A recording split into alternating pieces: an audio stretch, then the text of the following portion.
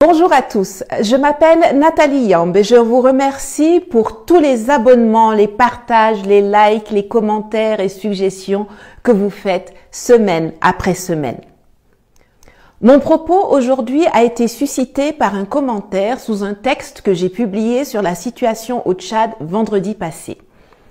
Il y a en effet quelqu'un qui m'a écrit sur ma page Facebook que j'avais tort d'appeler au respect de l'ordre constitutionnel car, je le cite, « le pays est en guerre et il faut donc laisser les militaires gérer ». Fin de citation.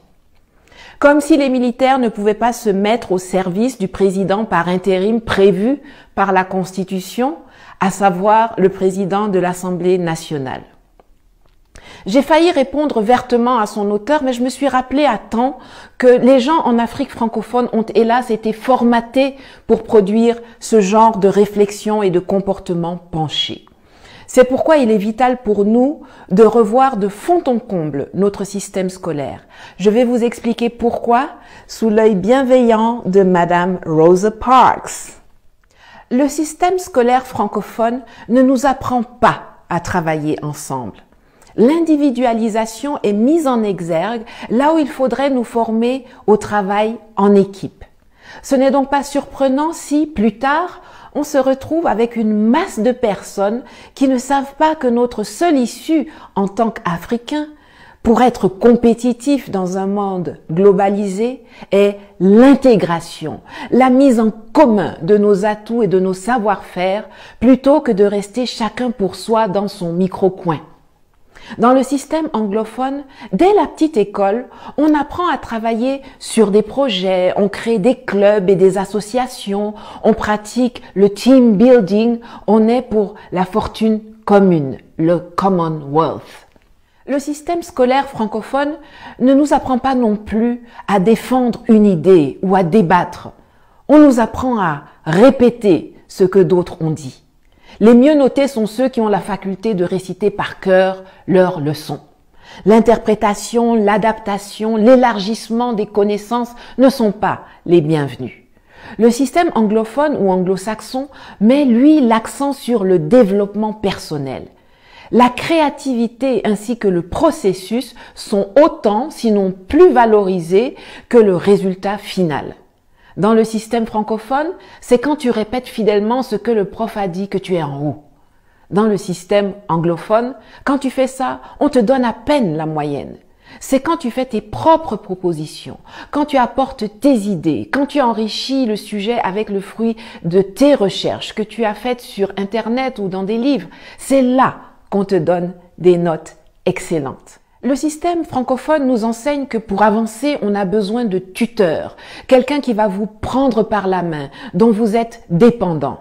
Ailleurs, on privilégie les mentors, avec qui s'établit une relation de confiance, sans hiérarchie ni contrepartie financière, afin que les deux échangent librement sur leurs idées et leurs visions.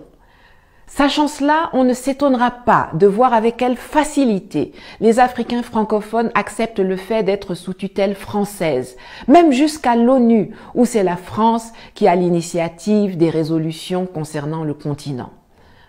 On ne s'étonnera point de voir la France décider que c'est elle qui est la garante d'un processus de transition tordu dans un pays africain.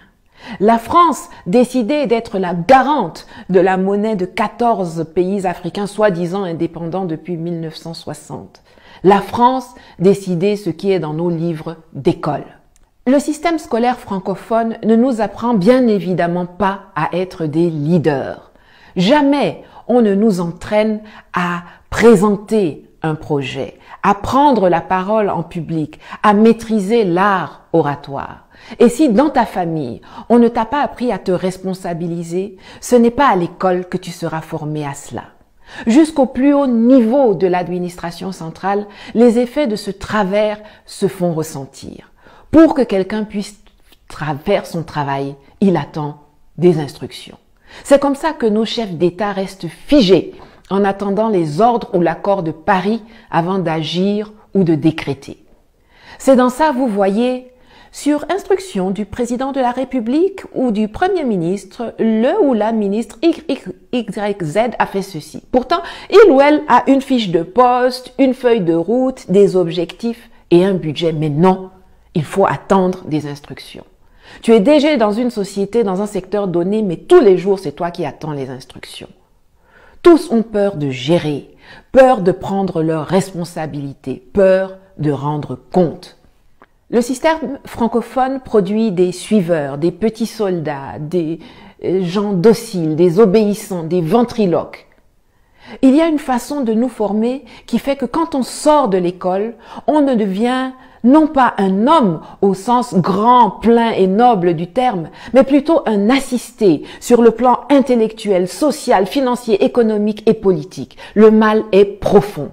Comment peut-on se développer dans ces conditions? Alors oui, il y a la nécessité de se réapproprier notre histoire. Oui, il faut qu'on apprenne qu'avant Thémis, il y avait Maat, la divinité égyptienne de la justice et de la vérité. Avant La Fontaine, il y avait Ésope. Et que De Gaulle, Leclerc ou Napoléon ne sont les héros de personne en Afrique, contrairement à Thomas Sankara, Jerry Rawlings, Patrice Emery Lumumba, Ruben Umniobe, Aline Sitoé Diatta, Anna Zinga, Winnie Mandela, Dedan Kimati, etc. Je vous recommande d'ailleurs la lecture du magnifique ouvrage de Karine Silla, Aline et les hommes de guerre, qui vous fera découvrir ou redécouvrir cette incroyable figure de la résistance sénégalaise, héroïne martyre de la lutte anticoloniale et méconnue dans le reste du continent, qu'est Aline Sitoé Diatta, et je vous mets le lien en commentaire. Alors oui, il faut que nous redéfinissions ce que nous appelons école en Afrique, pour que plus jamais des apatames et des paillotes qui s'enflamment pour un oui ou pour un non transforment nos enfants en torches, les faisant mourir atrocement pendant qu'ils sont en classe, si on ose décrire ces lieux ainsi, comme cela a été le cas pour 20 petits anges à Niamey il y a 2 semaines. Mais il faut surtout qu'on mette en place des programmes scolaires qui remplacent le dogme par le débat. Des programmes qui nous apprennent à nous défendre dans la société et à défendre la société dans laquelle nous vivons. Des programmes qui nous fassent passer du statut de population à celui de citoyen, de l'état d'Africain à celui d'humain. Dans le système actuel, les gens comme moi, qui posent des questions, qui disent non, qui ont une autre vision, qui ne se soumettent pas devant l'autorité, surtout quand elle est mal incarnée, sont à combattre, dénigrer et à éliminer.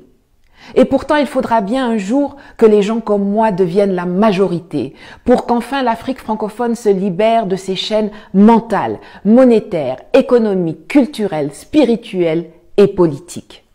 L'école instruit, mais les parents, la famille et la société éduquent. À côté du système scolaire, c'est aussi le système éducatif que nous devons revoir. L'éducation des enfants est primordiale. Si vous êtes parents, je vous en conjure, occupez-vous de l'occupation de vos enfants.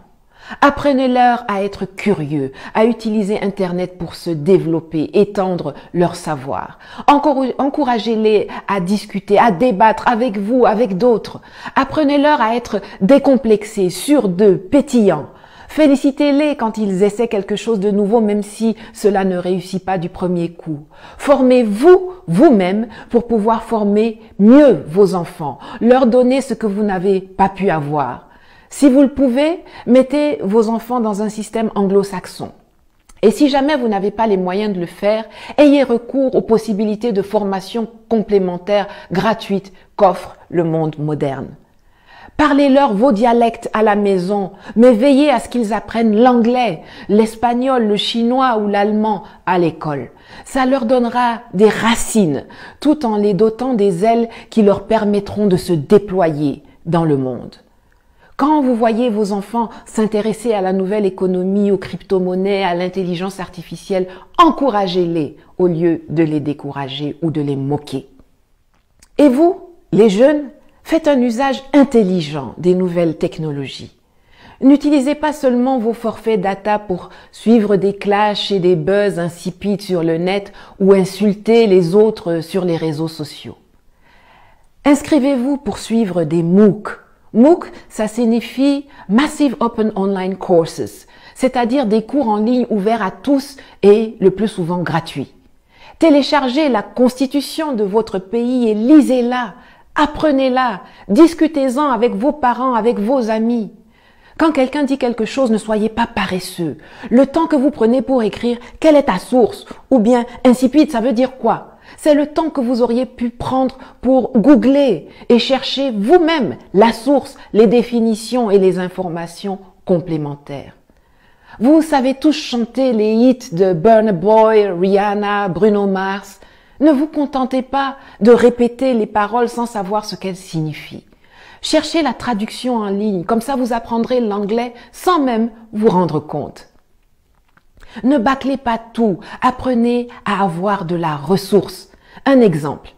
Créer une chaîne YouTube avec votre propre contenu vous donne de l'expérience et pourquoi pas des compétences en tant que producteur, réalisateur, scénariste, ingénieur son, acteur, monteur, graphiste, photographe, publicitaire, etc.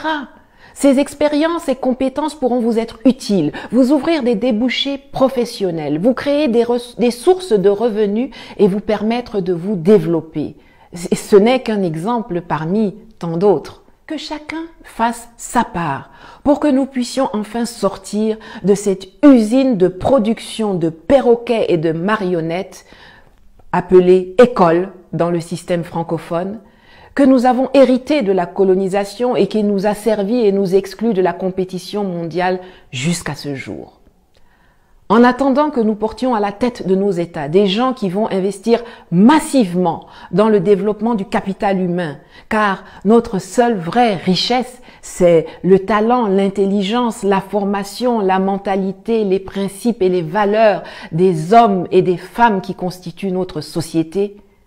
Commençons déjà nous-mêmes à sortir du gouffre en s'instruisant, en éduquant correctement, en construisant notre esprit critique, en élargissant nos compétences et notre horizon. Libérons-nous. Let's go. À bientôt.